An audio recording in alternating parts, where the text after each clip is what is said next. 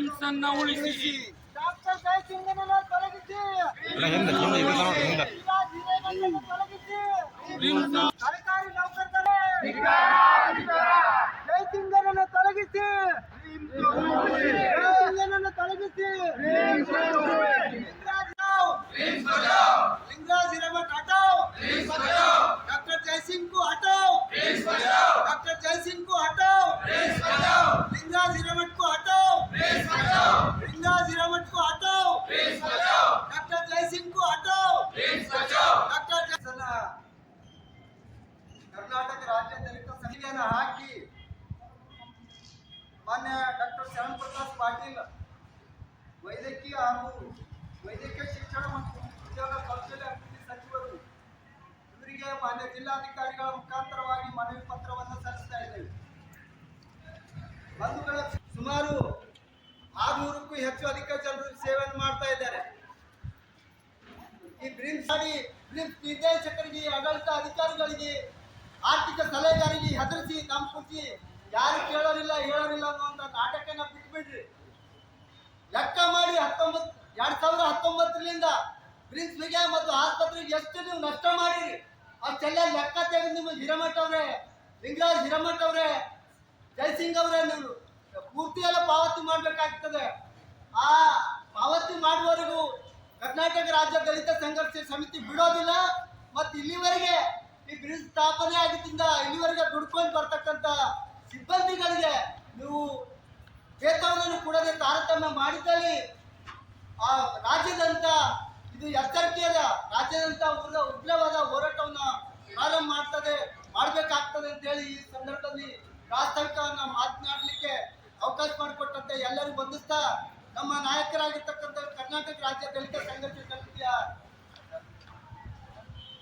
ಹುಮ್ನಾಬಾದ್ ತಾಲೂಕು ಸಂಚಾಲಕರಾಗಿರ್ತಕ್ಕಂಥ ಗೌತಮ್ ಚವ್ಹಾಣ್ ಅವರು ಮಾತನಾಡಬೇಕಾಗಿ ವಿನಂತಿ ಮಾಡ್ತಾರೆ.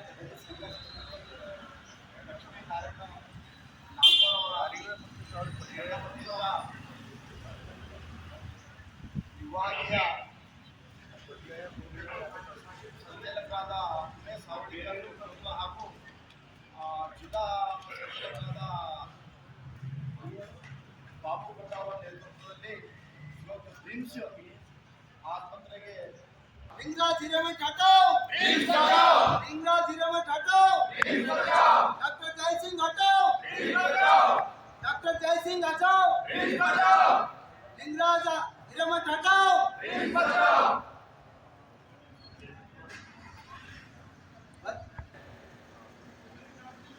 ಇವತ್ತಿನ ದಿವಸ ಬ್ರಿಮ್ಸ್ ಆಸ್ಪತ್ರೆಗೆ ನಾವು ಮುತ್ತಿಗೆ ಹಾಕುವ ಉದ್ದೇಶ ಏನು ಅಂದ್ರೆ, ಇವತ್ತ ನಮ್ಮ ಗೆಳೆಯರು ಮಾತಾಡ್ದಂಗೆ ಜಯಸಿಂಗ್ ಇರ್ಬೋದು, ಹಿರೇಮಠ್ ಇರ್ಬೋದು, ಅನಿಲ್ ಕುಮಾರ್ ಆಹಾರ ಸರಬರಾಜು ಇರ್ಬೋದು, ಈ ಮೂಗರ ಬಗ್ಗೆ ನನಗೆ ಮಾತಾಡಕ್ಕೆ ನಾಚಿಕೆ ಆಗ್ತದೆ. ಯಾಕಂದ್ರೆ ಇವ್ರಿಗೆ ಚೀಮಾರಿ ಹಾಕ್ಬೇಕಾಗ್ತದೆ. ಯಾಕಂತ ನೀವು ಪ್ರಶ್ನೆ ಮಾಡಬಹುದು. ಇವತ್ತು ಕಲ್ಯಾಣ ಕರ್ನಾಟಕದಲ್ಲಿ ಸನ್ಮಾನ್ಯ ಶ್ರೀ ಈಶ್ವರ್ ಖಂಡ್ರೆ ಅವರು ಬ್ರಿಮ್ಸ್ ಅಭಿವೃದ್ಧಿ ಸಲುವಾಗಿ ಕೋಟ್ಯಾಂತರ ರೂಪಾಯಿ ದುಡ್ಡನ್ನ ಕೊಟ್ಟಿದ್ದಾರೆ. ಅವ್ರು ಪದೇ ಪದೇ ಬಂದು ಇಲ್ಲಿ ವೀಕ್ಷಣೆ ಮಾಡಿ ಈ ಕೆಲಸ ನಿಂತಿದೆ, ಇದಕ್ಕೆ ಲಕ್ಷಾಂತರ ರೂಪಾಯಿ ಬಜೆಟ್ ಅನ್ನ ಕೊಡಿ, ಈ ಕೆಲಸ ನಿಂತಿದೆ, ಇದು ಕೋಟ್ಯಾಂತರ ರೂಪಾಯಿ ಕೊಡಿ. ಈ ರೀತಿ ಕಲ್ಯಾಣ ಕರ್ನಾಟಕದಲ್ಲಿ ಯಾರಾದರೂ ಮಂತ್ರಿಗಳು ಮಾಡಿದ್ದಾರೆ ಅಂದ್ರೆ ಅದು ಈಶ್ವರ್ ಖಂಡ್ರೆ ಅವರಿಗೆ ಆ ಶ್ರೇಯ ಹೋಗ್ತದೆ. ನಾವು ಇವತ್ತು ಅವರಿಗೆ ನಾವು ಎಷ್ಟು ಕೃತಜ್ಞತೆ ಸಲ್ಲಿಸಿದ್ರು ತಪ್ಪಾಗ್ಲಾರ್ದು. ಯಾಕಂದ್ರೆ ನಾನು ಸುಮಾರು ಸಲ ನೋಡಿದ್ದೀನಿ, 3 ದಿವಸ ಇಲ್ಲಿ ವಿದ್ಯುತ್ ಇರಲಿಲ್ಲ. ಆವಾಗ ಈಶ್ವರ್ ಖಂಡ್ರೆ ಅವರು ಬಂದು ನೋಡಿದ್ರು, ಇಲ್ಲಿ ಯಾಕೋ ಸುಧಾರಿಸ ಪರಿಸ್ಥಿತಿಯಲ್ಲಿ ಇಲ್ಲ ಅಂದು ಒಂದು ಪ್ರಾಮಾಣಿಕ ಅಧಿಕಾರಿ ಇಲ್ಲಿ ನಿಯೋಜನೆ ಮಾಡಬೇಕು ಅಂತ ಪ್ರಭಾರಿಯಾಗಿ ಒಂದು ಆರ್ಥಿಕ ಸಲಹೆಗಾರರಾಗಿ ಶ್ರೀಕಾಂತ್ ವೈಗೇರಿ ಅನ್ನೋರಿಗೆ ಇಲ್ಲಿ ಅಪಾಯಿಂಟ್ ಮಾಡ್ತಾರೆ. ಅವರು ಬಂದು ಇಲ್ಲಿ ನಡೀತಕ್ಕಂಥ ಅವ್ಯವಹಾರಗಳನ್ನ ತಡೆ ಹಿಡಿದು ಎಲ್ಲರಿಗೆ ಸಭೆಗಳನ್ನ ಕರೆದು ಇದು ಹಿಂಗಾಗಲ್ಲ, ನೀವು ಮೊದಲು ಮಾಡಿದ್ದು ನಾನು ಒಪ್ಪಲ್ಲ, ಇದು ಇವಾಗ ನನ್ನ ಈ ಆಫೀಸಲ್ಲಿ ಎಷ್ಟು ಜನರದು ಬರ್ತದೋ ಅಷ್ಟು ಜನರು ಮಾತ್ರ ನಾನಿರೋದರ ಸಂಬಳ ಮಾಡ್ತೇನೆ, ಇಲ್ಲ ಅಂದ್ರೆ ಮಾಡಲ್ಲ ಅಂತಕ್ಕಂಥದನ್ನ ಹೇಳ್ತಾರೆ. ಯಾಕೆ ಹೇಳ್ತಾರೆ ಅಂದ್ರೆ ಸ್ಯಾಂಕ್ಷನ್ ಪೋಸ್ಟ್ ಎಷ್ಟಿರ್ತವೆ ಅಷ್ಟಕ್ಕೆ ನಾನು ಮಾಡ್ತೀನಿ. 102 ಸ್ಯಾಂಕ್ಷನ್ ಪೋಸ್ಟ್ ಇದ್ದಾವೆ, ಅದಕ್ಕೆ ನಾನು ಸ್ಯಾಲ್ರಿ ಮಾಡ್ಬೋದು. ಇನ್ನು ಉಳಿದ ಪೋಸ್ಟ್ಗಳನ್ನ ಯಾರಿಗೆ ಕೇಳಿ ತಗೊಂಡ್ರಿ? ನಾನು ಯಾಕೆ ಮಾಡ್ಲಿ? ನನ್ನ ಮೈಮೇಲೆ ಯಾಕೆ ತಗೊಳ್ಳಿ? ಸರ್ಕಾರ ಇದೆ, ಇವ ಸಚಿವರು ಏನಂತ ಕೇಳ್ತಾರೆ, ಸಚಿವರು ಉತ್ತರ ಕೊಡ್ಬೇಕಾಗ್ತದೆ. ಸೊ ಈ ನಿಟ್ಟಿನಲ್ಲಿ ಅವರು ಯಾವುದೇ ಇಲ್ಲಿಗಲ್ ಕೆಲಸ ಮಾಡೋದಿಲ್ಲ. ನಾವು ಸುಮಾರು ಈ ಲೈಬ್ರರಿಯನ್, ಚೀಫ್ ಲೈಬ್ರರಿಯನ್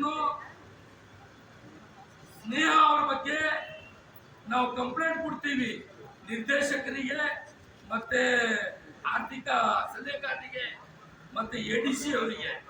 ಅದು ಇನ್ನ ಕೂಡ 15 ದಿವಸ ಆಯ್ತು ರಿಪ್ಲೈ ಬರಲ್ಲ. ಯಾಕೆ ಬರಲ್ಲ ಅಂತ ಕೇಳಿದ್ರೆ ಅವರಿಂದ FDA SD ಅಂತಾರೆ. ಇಲ್ಲಿ ಜಯಸಿಂಗ್ ಅವರು ಏನ್ ಮಾಡ್ತಾರೆ, ಹಿರೇಮಠನವ್ರು ಏನ್ ಮಾಡ್ತಾರೆ, ಮತ್ತೆ ಅನಿಲ್ ಕುಮಾರ್ ಅವ್ರು ಏನ್ ಮಾಡ್ತಾರೆ, ಇಲ್ಲಿ ಏನ್ ನಡೀತಾ ಇದೆ ಅನ್ನೋದೇ ಗೊತ್ತಿಲ್ಲ. ಇದನ್ನ ಡೈಲಿ ಅಪ್ಡೇಟ್ ಕೊಡ್ರಿ ಅಂತಕ್ಕಂಥದನ್ನ ಸಚಿವರು ಕೇಳಿದಾಗ ಇದೇ ಆರ್ಥಿಕ ಸಲಹೆಗಾರರು ಅವ್ರಿಗೆ ಅಪ್ಡೇಟ್ ಕೊಡ್ತಾ ಇರ್ತಾರೆ. ಇದು ನಿರ್ದೇಶಕರಿಗೆ ಕೇಳಿದ್ರೆ ನಿರ್ದೇಶಕರು ನಾನು ತಗೊಂಡಿದ್ದ ಪೋಸ್ಟಿಗೆ ಸ್ಯಾಲ್ರಿ ಕೊಟ್ಟಿಲ್ಲ, ನಾನ್ ಸ್ಯಾಂಕ್ಷನ್ ಪೋಸ್ಟಿಗೆ ಸ್ಯಾಲ್ರಿ ಯಾವ್ದನ್ನ ಕೊಡ್ಬೇಕು, ಅದಕ್ಕೆ ಫಂಡ್ ಬರ್ಬೇಕಲ್ಲ ಅಂತ ಇವ್ರು ಕೇಳ್ತಾರೆ. ಸೊ ಇದನ್ನ ಬಹಳ ಗೊಂದಲವಾದ ವಿಷಯನ ಈಗ ಮೊನ್ನೆ 40 ಡಾಕ್ಟರ್ಸ್ಗಳನ್ನ ತೆಗೆದಿದ್ದಾರೆ. ಯಾವ ಆಧಾರ ಮೇಲೆ 40 ಡಾಕ್ಟರ್ಸ್ಗಳನ್ನ ತೆಗೆದಿರಿ? ಯಾವ ಆಧಾರ ಮೇಲೆ ತೆಗೆದಿರಿ? ನಿರ್ದೇಶಕರಿಗೆ ಮಾತಾಡದೆ 40 ಡಾಕ್ಟರ್ಗಳನ್ನ ಯಾಕೆ ತೆಗೆದಿರಿ? ಇದೇ ಆರ್ಥಿಕ ಸಲಹೆಗಾರ ಹೇಳ್ತಾರೆ ಅದು ಯಾವುದೇ ರೋಸ್ಟರ್ ಪ್ರಕಾರ ಇದ್ದಿಲ್ಲ, ಅದರ ಸಲುವಾಗಿ ನಾವು ತೆಗೆದಿದ್ದೇವೆ. ರೋಸ್ಟರ್ ಪ್ರಕಾರ ಮಾಡಿದ್ರೆ ಆ 40 ಡಾಕ್ಟರು ನಮಗೆ ಬಹಳ ಅವಶ್ಯ ಜರೂರದ ನಾವು ತಗೊಳ್ತೀವಿ ಅಂತ. ಮತ್ತು ಇನ್ನು ಉಳಿದ ಬಂದಿದ್ದು ಸ್ಯಾಲ್ರಿ ಮಾಡಿಲ್ಲ, ಅವ್ರು 12,000ಕ್ಕೆ 8,000ಕ್ಕೆ 14,000 ಕೊಡ್ತಾರೆ. ಅದೇ ಹೆಂಗ್ ಮಾಡಬೇಕು ಅಂತ ಕೇಳಿದ್ರೆ ಸ್ಯಾಂಕ್ಷನ್ ಇಲ್ಲ, ನಾನ್ ಸ್ಯಾಂಕ್ಷನ್ ನಾನು ಸ್ಯಾಲ್ರಿ ಮಾಡಲ್ಲ ಅಂತ ಹೇಳ್ತಾರೆ. ಅವ್ರು ಹೇಳಿದ್ರದು ನಿಜ ಇದೆ. ಯಾಕಂದ್ರೆ ಅವ್ರ ಗಮನದ ಹಿಂದೆನೆ ತಗೊಂಡಿದ್ದಾರೆ. ಅದರ ಸಲುವಾಗಿ ಯಾರ್ಯಾರಿಗೆ ತಗೊಂಡಿದ್ದಾರೋ ಅವ್ರಿಗೆ ಮನೆಯಿಂದೇ ತಗೊಳ್ಬೇಕು. ಆ ಪರಿಸ್ಥಿತಿ ಇವತ್ತು ಉಂಟಾಗಿದೆ. ಬಂಧುಗಳೇ, ನೆನಪಿರ್ಲಿ, ಇಡೀ ಬೀದರ್ ಜಿಲ್ಲೆಯಲ್ಲಿ ಫೌಂಡೇಶನ್ ಅವ್ರದೇ ಆದಂತ ಆಸ್ಪತ್ರೆಗಳಿದ್ದಾವೆ. MS ಬಾಲಿ ಅಂತಿದ್ದಾರೆ. ಅವ್ರು ಯಾವಾಗ ನೋಡಿದ್ರು ಆರೋಗ್ಯ ಅವ್ರ ಹಾಸ್ಪಿಟಲ್ ತೆಗಿರ್ತಾರೆ. ರೋಗಿಗಳಿಗೆ ನೋಡ್ರಿ ಅಂದ್ರೆ ಬಾಲಿನೇ ಇಲ್ಲ ಅಂತಾರೆ.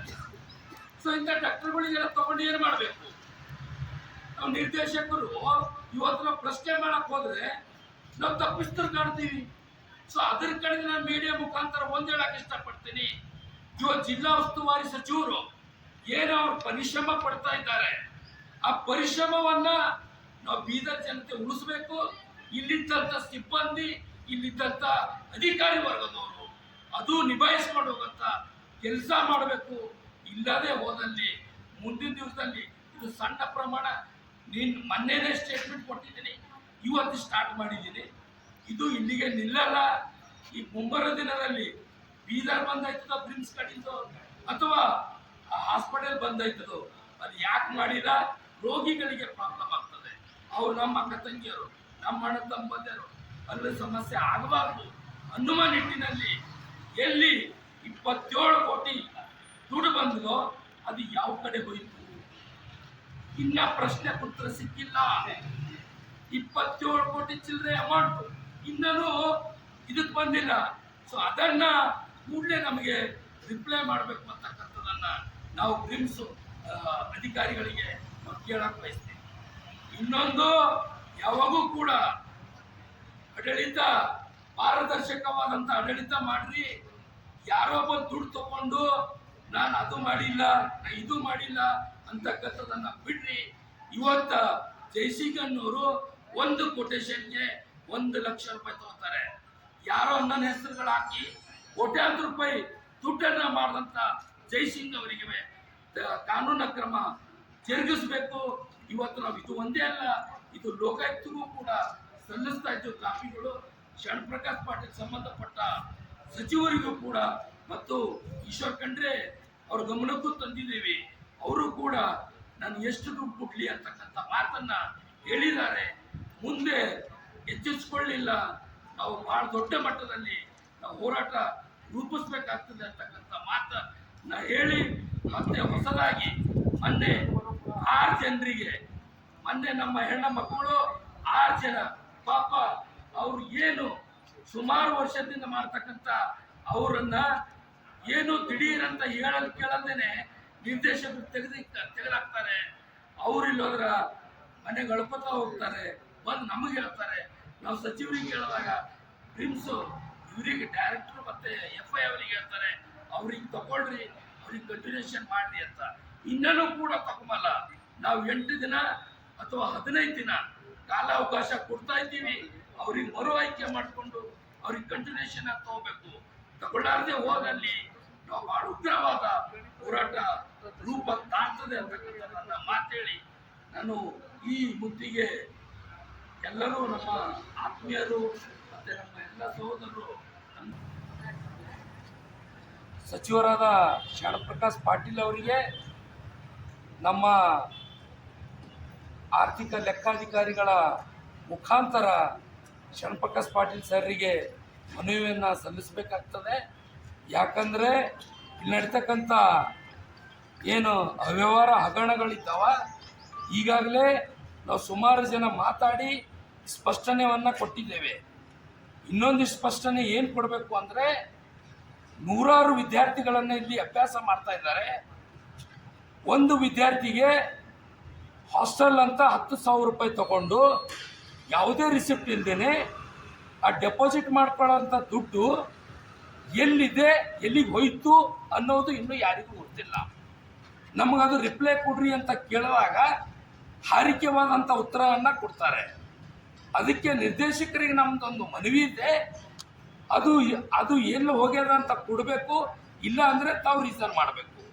ಯಾಕಂದರೆ ಈ ಕಲ್ಯಾಣ ಕರ್ನಾಟಕ ಭಾಗಕ್ಕೆ ಏನು ಈಶ್ವರ್ ಸಾಬ್ ಕೊಡುಗೆಯನ್ನು ಕೊಟ್ಟಿದ್ದಾರೆ, ಅದು ವಿಶೇಷವಾಗಿ ಬ್ರಿಮ್ಸಿಗೆ ಅದನ್ನು ನಾವು ಮರಿಲಾರದಂಥ ಕೊಡುಗೆಗಳನ್ನು ಕೊಟ್ಟಿದ್ದಾರೆ. ಸೊ ಅದನ್ನು ನಾವು ಅಚ್ಚುಕಟ್ಟುವಾಗಿ ನಿಭಾಯಿಸಿ ಅಭಿವೃದ್ಧಿಯತ್ತ ಎಳ್ಕೊಂಡೊಯ್ಯುವಂಥ ಕೆಲಸ ಮಾಡಬೇಕು. ಇವತ್ತ ನಾವು ಅದು ಕೆಲಸ ಮಾಡಿಲ್ಲ ಅಂದರೆ ನಾವು ರಾಜೀನಾಮೆ ನೀಡಬೇಕು. ಅದೇ ನನ್ನ ಪ್ರಶ್ನೆ. ಇವತ್ತು ನಾವು ಸಣ್ಣ ರೀತಿಯಲ್ಲಿ ಕೂತಿದ್ದೆವು, ನಾಳೆ ಭಾಳ ದೊಡ್ಡದು ಒಂದು ಉಗ್ರವಾದಂಥದ್ದು ರೂಪವನ್ನು ತಾಳಿಸ್ತದೆ.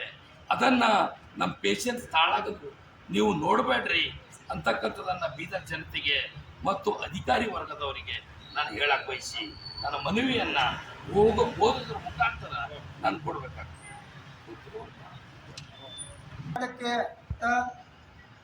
ಬ್ರಿಮ್ಸ್ ಮುತ್ತಿಗೆ ಪ್ರತಿಭಟನಾ ರ್ಯಾಲಿಗೆ ಬಂದಂಥ ಎಲ್ಲ ಕಾರ್ಯಕರ್ತರು ಮತ್ತು ನೌಕರಿಯನ್ನು ಕಳೆದುಕೊಂಡಂಥ ಎಲ್ಲ ಸಿಬ್ಬಂದಿ ವರ್ಗದವರಿಗೆ ಮತ್ತೊಮ್ಮೆ ಮನವರಿಕೆ ಮಾಡ್ತಾ ಈ ನಮ್ಮ ಮನವಿಯನ್ನು ತೆಗೆದುಕೊಳ್ಳಲಿಕ್ಕೆ ಸರ್ಕಾರಕ್ಕೆ ಸಲ್ಲಿಸಲಿಕ್ಕೆ ಬಂದಿರತಕ್ಕಂಥ ಬ್ರಿಮ್ಸ್ನ ಆರ್ಥಿಕ ಸಲಹೆಗಾರರಿಗೆ ಸಂಘಟನೆ ವತಿಯಿಂದ ಸ್ವಾಗತವನ್ನು ಕೋರ್ತಾ ಈ ಮನವಿ ಪತ್ರವನ್ನು ಓದ್ತಾ ಇದ್ದೀನಿ. ಇವರಿಗೆ ಡಾಕ್ಟರ್ ಶರಣ್ ಪ್ರಕಾಶ್ ಪಾಟೀಲ್ ಅವರು ಸನ್ಮಾನ್ಯ ವೈದ್ಯಕೀಯ ಶಿಕ್ಷಣ ಉದ್ಯೋಗ ಕೌಶಲ್ಯಾಭಿವೃದ್ಧಿ ಸಚಿವರು, ಕರ್ನಾಟಕ ಸರ್ಕಾರ, ವಿಕಾಸಸೌಧ ಬೆಂಗಳೂರು, ಮಾನ್ಯ ಜಿಲ್ಲಾಧಿಕಾರಿಗಳು ಬೀದರ್ ಅವರ ಮುಖಾಂತರವಾಗಿ ಮಾನ್ಯರೇ, ವಿಷಯ ಬೀದರ್ ಬ್ರಿಮ್ಸ್ನಲ್ಲಿ ನಡೆಯುತ್ತಿರುವ ಭ್ರಷ್ಟಾಚಾರವನ್ನು ನಿಲ್ಲಿಸಲು ಬ್ರಿಮ್ಸ್ನಲ್ಲಿ ದುಡಿತಕ್ಕಂಥ ನೌಕರದಾರರ ವೇತನ ಬಿಡುಗಡೆ ಮಾಡುವುದು, ಅಕ್ರಮವಾಗಿ ಮುಖ್ಯ ಗ್ರಂಥಪಾಲಕರಾಗಿರುವ ಶ್ರೀಮತಿ ಸ್ನೇಹ ಶಿರಸಾಗರ್ ಮತ್ತು ನರ್ಸಿಂಗ್ ಅಧಿಕಾರಿಯಾಗಿ ಲೆಕ್ಕಾಧಿಕಾರಿ ಶಾಖೆಗೆ ಬಂದಿರತಕ್ಕಂಥ ಲಿಂಗರಾಜ್ ಹಿರೇಭಟ್ಟು ಮತ್ತು ವೈದ್ಯರಾಗಿ ಸಿವಿಲ್ ಕೆಲಸಗಳನ್ನು ಮಾಡ್ತಕ್ಕಂಥ ಜಯಸಿಂಗ್ ಅವರನ್ನು ಸೇವೆಯಿಂದ ಅಮಾನತು ಮಾಡಲು ಒತ್ತಾಯಿಸಿ ಮನವಿ ಪತ್ರವನ್ನು ಸಲ್ಲಿಸ್ತಾ ಇದ್ದೇವೆ. ಈ ಮೇಲಿನ ವಿಷಯದ ಮೂಲಕ ಕರ್ನಾಟಕ ರಾಜ್ಯ ದಲಿತ ಸಂಘರ್ಷ ಸಮಿತಿ ಬೀದರ್ ಜಿಲ್ಲಾ ಘಟಕ ಹಾಗೂ ಕಲ್ಯಾಣ ಕರ್ನಾಟಕದ ವಿಭಾಗದ ವತಿಯಿಂದ ಮನವಿ ಪತ್ರದ ಮೂಲಕ ಒತ್ತಾಯ ಮಾಡುವುದೇನಂತಂದರೆ, ಬ್ರಿಮ್ಸ್ ಎಂದರೆ ಬೀದರ್ ವೈದ್ಯಕೀಯ ವಿಜ್ಞಾನಗಳ ಸಂಸ್ಥೆ 750 ಹಾಸಿಗೆಯುಳ್ಳ ಸಾಮರ್ಥ್ಯವುಳ್ಳ ಆಸ್ಪತ್ರೆಯಾಗಿದೆ. ಕಳಪೆ ಕಟ್ಟಡ ನಿರ್ಮಾಣ ಮಾಡುತ್ತಿರುವುದರಿಂದ ವಸತಿ ಗೃಹಗಳಲ್ಲಿ ಕೊಳಚೆ ನೀರು, ಹಾಸಿಗೆಯಲ್ಲಿ ನೀರು, ಟಾಯ್ಲೆಟ್ನಲ್ಲಿ ನೀರು, ಕೆಟ್ಟದಾದ ನೀರು, ಗಲೀಜಾದ ನೀರು ಸಮಸ್ಯೆ ಇತ್ತೀಚೆಗೆ ಸುಧಾರಣೆ ಆಗ್ತದೆ. ಬ್ರಿಮ್ಸ್ನ ನಿರ್ದೇಶಕರು ಆದೇಶ ಪಾಲನೆ ಅವರು ಸವಿಸ್ತಾರವಾಗಿ ನಮ್ಮ ಓದೋದ್ರ ಮುಖಾಂತರ ಎಲ್ಲ ತಿಳಿಸಿ ಹೇಳಿದ್ದಾರೆ. ಆದರೆ ನಾನು ಒಂದು ಹೇಳಕ್ಕೆ ಬಯಸ್ತೀನಿ, 4-5 ತಿಂಗಳ ಕೆಳಗಡೆ ಬ್ರಿಮ್ಸಲ್ಲಿ ಗುಟ್ಕಾ ಉಗುಳೋದಾಗಲಿ, ಟಾಯ್ಲೆಟ್ ಕ್ಲೀನಿಂಗ್ ಆಗಲಿ, ಅಥವಾ ಯಾವುದೇ ಅಲ್ಲಿ ಇಲ್ಲಿ ಕಚರ ಮತ್ತೊಂದು ಬೀದಿ ದೀಪ ಆಗಲಿ, ಸುಮಾರು ಭಾಳಷ್ಟು ಅವ್ಯವಸ್ಥೆಯನ್ನು ಇತ್ತು. ಏನು ಆರ್ಥಿಕ ಸಲಹೆಗಾರ ಬಂದರು ಅಂದರೆ, ನೀನು ಕೆಲಸ ಮಾಡಿಲ್ಲ ಅಂದರೆ ನಿನಗೆ ಇವತ್ತೇ ಸಸ್ಪೆಷನ್ ಮಾಡ್ತೀನಿ ಅಂತಕ್ಕಂಥದ್ದನ್ನು ಅವ್ರು ಆರ್ಡರ್ ಹೊಡಿಸಿದ ಮೇಲೆ ಎಲ್ಲರೂ ಕರೆಕ್ಟಾಗಿ ಕೆಲಸ ಮಾಡ್ತಾ ಇದ್ದಾರೆ. ಇವತ್ತು ನೀವು ಕೂಡ ಒಂದು ರೌಂಡ್ ಹಾಕೋಣ, ನಾನು ಹಾಕಿದ್ದೀನಿ. ಒಂದೇ ಎಲ್ಲಾದರೂ ಗುಟ್ಕ ತಿಂದಿದ್ದಾಗಲಿ ಅಥವಾ ಇದು ಆಗಲಿ ಎಲ್ಲರ ಕಂಡು ಬಂದರೆ 100% ಯಾವುದಂದ್ರೆ ಅದಕ್ಕೆ ನಾವು ಕಂಪ್ಲೇಂಟಿಗೆ ರೆಡಿ ಇದ್ದೀವಿ. ಯಾಕಂದರೆ ಮಾಡಿದ ಕೆಲಸವನ್ನು ಸತ್ಯ ಅಂತ ಹೇಳಬೇಕು. ಈಗಾಗಲೇ ನಮ್ಮ ಸುಪ್ಪಣ್ಣವ್ರು ಹೇಳಿದ್ದು ತಪ್ಪೇನಲ್ಲ. 4 ತಿಂಗಳ ಕೆಳಗಡೆ ಹೋಗಿದ್ದೀರಿ, ಇವರು ಬಂದಾಗಿ ನಡೆದು ಯಾವುದೇ ನನಗೆ ಕಂಡು ಬಂದಿಲ್ಲ. ಸೊ ಅದ್ರ ಸಲುವಾಗಿ ದಯಮಾಡಿ ತಪ್ಪ ಭಾವನೆ, ಅನ್ಯ ಭಾವನೆ ತಿಳ್ಕೋಬಾರ್ದು. ಯಾಕೆ ನಾನು ಮಾತಾಡ್ತಾ ಇದ್ದೀನಿ, ಅವ್ರ ಮೆಮೊರಂ ಹೋದ್ಮೇಲೆ ನಾನು ಮಾತಾಡಬಾರ್ದು. ಆದರೂ ಕೂಡ ಕ್ಲಾರಿಟಿ ಕೊಡಬೇಕು. ಅವರು ಪರಿಶ್ರಮ ಪಟ್ಟಿದ್ದಾರೆ, ಆ ಪರಿಶ್ರಮಕ್ಕೆ ನಾವು ಅಪ್ರಿಷಿಯೇಟ್ ಮಾಡಬೇಕು. ಸೊ ಅದನ್ನು ಬಿಟ್ಟು ನಾವು ಕಮೆಂಟ್ಸ್ ಮಾಡೋದ್ರಿಂದ ತಪ್ಪಾಗ್ತದೆ. ಇವರೇನು ಕಮೆಂಟ್ಸ್ ಮಾಡಿಲ್ಲ. 4-5 ತಿಂಗಳ ಹಿಂದೆ ಬೇರೆ ಯಾರು ಇದ್ದರು, ಅವಾಗಿತ್ತದ ವ್ಯವಸ್ಥೆ ಇವಾಗಿಲ್ಲ ಅಂತಕ್ಕಂಥದ್ದನ್ನು ನಾವು ಧೈರ್ಯವಾಗಿ ಹೇಳಿ ನಾ ಈ ಮನವಿ ಪತ್ರವನ್ನು ಸಲ್ಲಿಸ್ತೇವೆ.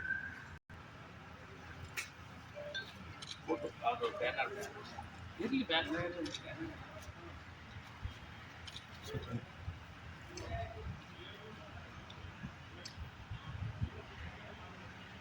ಜಿಲ್ಲಾ ಘಟಕ ಹಾಗೂ ಕಲ್ಯಾಣ ಕರ್ನಾಟಕ ಘಟಕದ ವತಿಯಿಂದ ಹಮ್ಮಿಕೊಂಡಿರ್ತಕ್ಕಂಥ ಬ್ರಿಮ್ಸ್ ಮುತ್ತಿಗೆ ಪ್ರತಿಭಟನಾ ರ್ಯಾಲಿಗೆ ಬಂದಂಥ ಎಲ್ಲ ಕಾರ್ಯಕರ್ತರು ಮತ್ತು ನೌಕರಿಯನ್ನು ಕಳೆದುಕೊಂಡಂಥ ಎಲ್ಲ ಸಿಬ್ಬಂದಿ ವರ್ಗದವರಿಗೆ ಮತ್ತೊಮ್ಮೆ ಮನವರಿಕೆ ಮಾಡ್ತಾ आज इस प्रोटेस्ट का मकसद ये था, ब्रिम्स में जो भी पेशेंट्स आ रही है उन लोगों का ट्रीटमेंट नहीं हो रहा, और ऊपर से 300 से ज़्यादा लोग यहाँ मजदूरी काम कर रही है, स्वीपर काम और एफडीए, एसडीए सब लोग मिलके 300 चिल्लर लोग काम कर रही है, मगर किसी को ऑर्डर नहीं है, इनका सैंक्शन नहीं है बोलकर 102 लोगों का पेमेंट मतलब सैलरी हुआ है, बाकी लोगों का भी बाकी है। और एक बड़ा बात क्या है बोले तो, ये रोस्टर नहीं है बोल के 40 लोग डॉक्टर MBBS MD डॉक्टर लोगों को किसी नोटिस, बिना नोटिस के 40 लोगों को निकाले गए हैं। वो बहुत बड़ी बात है। और परसों बगैर नोटिस से 6 लोगों को निकाले गए हैं। वो स्वीपर लोग हैं, उनके घर परिवार कैसा चलना उन लोग का रो लेते। हमारा पास आने के बाद हम एक प्रोटेस्ट कर रहे हैं। अब आज जिलाधिकारी, DC, डिस्ट्रिक्ट कलेक्टर और मिनिस्टर श्याम प्रकाश पाटिल और हमारे ईश्वर खंडे साहब, सबको हम मेमोरेंडम दे के उनको एक चेतावनी दिया है, 8 दिन या 15 दिन के अंदर इन लोगों का सैलरी होना है। इन लोगों का सैलरी नहीं हुआ तो हम बीदर बंद करने का ऐलान भी कर सकते हैं। क्यों? ये DSS वाले उतना इजी नहीं है। हम न्याय कहाँ है उधर जाने वाले हैं। अन्याय के विरुद्ध हम कभी भी खड़ा होने के लिए रेडी है। हमने ये कहते हुए हमारे को बात करने के लिए मौका दिए सो हमारे जो भी कार्यकर्ता गांव-गांव से आए उन लोगों को शुक्रिया अदा करते हुए हम आपको माध्यम लोगों को भी अभिनंदन करते हुए मैं एक दो बात समाप्त करता हूँ। जय भीम।